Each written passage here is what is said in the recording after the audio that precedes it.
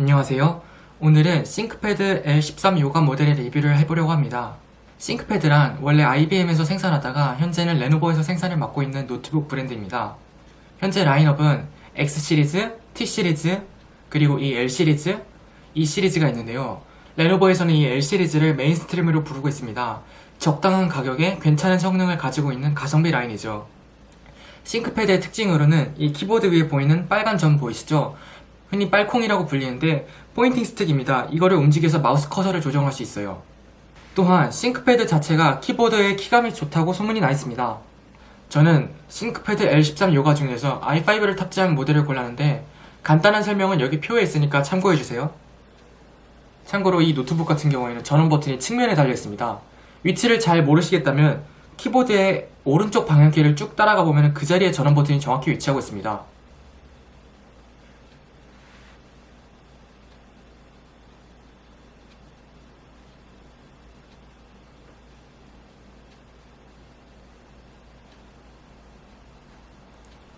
부팅이 됐네요. 지문인식도 지원해서 손가락만 올려주면 잠금 해제가 가능합니다. 상단을 간단히 보시면 로고가 은색으로 자리하고 있습니다. 그리고 이 I의 위에는 빨간 불이 들어옵니다. 마치 싱크패드 박스를 다시 보는 느낌이에요. 참고로 상판은 알루미늄입니다. 실제로 만져보면 차가운 느낌이 나고 굉장히 뭔가 견고해 보입니다. 하지만 하판과 본체 부분은 강화 플라스틱으로 만들어졌습니다.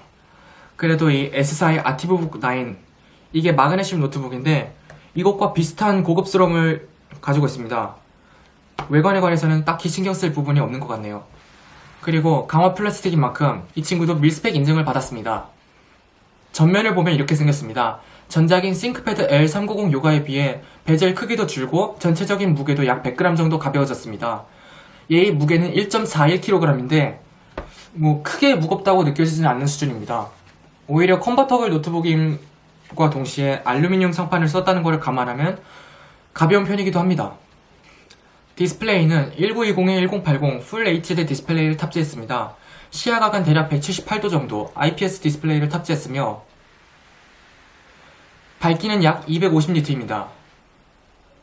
신형 모델로 추정되는 20R6 모델은 300니트까지 올라가는데 250니트로도 크게 불편함은 없었습니다. 배터리는 46Wc인데 전작보다 1Wc가 늘었습니다. 무게가 100g 줄면서 배터리가 조금이나마 늘어난 건 다행이라고 생각하지만 무게를 고려하면 배터리가 조금만 더 컸으면 좋겠다는 아쉬움이 남긴 합니다. 키보드는 전형적인 싱크패드의 키보드를 탑재했습니다. 당연히 백라이트도 이렇게 지원을 하고요. 백라이트가 탑재되어 밤에도 자판을 잘 보고 쓸 수 있습니다. 키보드의 느낌도 상당히 우수한 편입니다. 그동안 싱크패드 키보드가 노트북 중에서는 꽤나 괜찮은 편이라는 이야기를 많이 들었는데 직접 사용해보니 그 이유를 알 것 같습니다.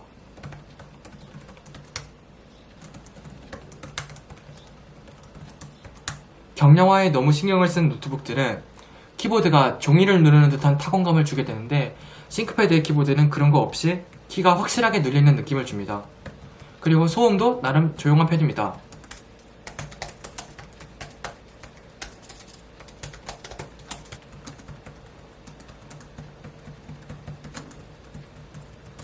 자, 그리고 이 노트북 모델명 끝에 요가가 붙었죠. 레노버 노트북에서 요가가 붙는다는 거는 컨버터블, 즉 투인원 노트북이라는 뜻입니다. 참고로 요가 노트북들은 한 손으로 열리지 않습니다. 뚜껑을 닫은 상태입니다. 열어보겠습니다. 일반적인 노트북들은 이렇게 열립니다. 간혹 180도까지 열리는 노트북들이 있기도 하죠. 그런데 요가는 거기서 더 열립니다. 그리고 이렇게 360도 돌려서 태블릿처럼 쓸 수 있다는 게 요가 노트북들의 장점입니다. 태블릿 상태에서는 다른 노트북과 동일하게 자동 회전 등을 지원합니다. 그리고 포트 구성을 보시면 자, 이렇게 태블릿 모드를 유용하게 사용하려면 펜이 있어야겠죠? 본체 하단에 스타일러스 펜이 내장되어 있습니다. 이 부분을 잡고 이렇게 꺼내면 펜이 나오게 됩니다. 펜에는 버튼이 2개 있으며 충전은 펜에 있는 단자를 통해서 하게 됩니다. 이 펜을 이용해서 필기나 다른 작업들을 할 수 있습니다. 윈도우 스토어에서 무료로 구입할 수 있는 스트러블 라이트를 사용해 보겠습니다. 이 앱에서는 손이 아니라 펜을 이용해야 필기가 가능합니다. 보시다시피 손은 닿아도 아무런 반응을 하지 않습니다. 하지만 펜으로 그리면 이렇게 그림이 그려지는 모습을 볼 수 있죠. 그래서 이렇게 손을 대고 쓰더라도 손이 인식되지 않아 편리합니다.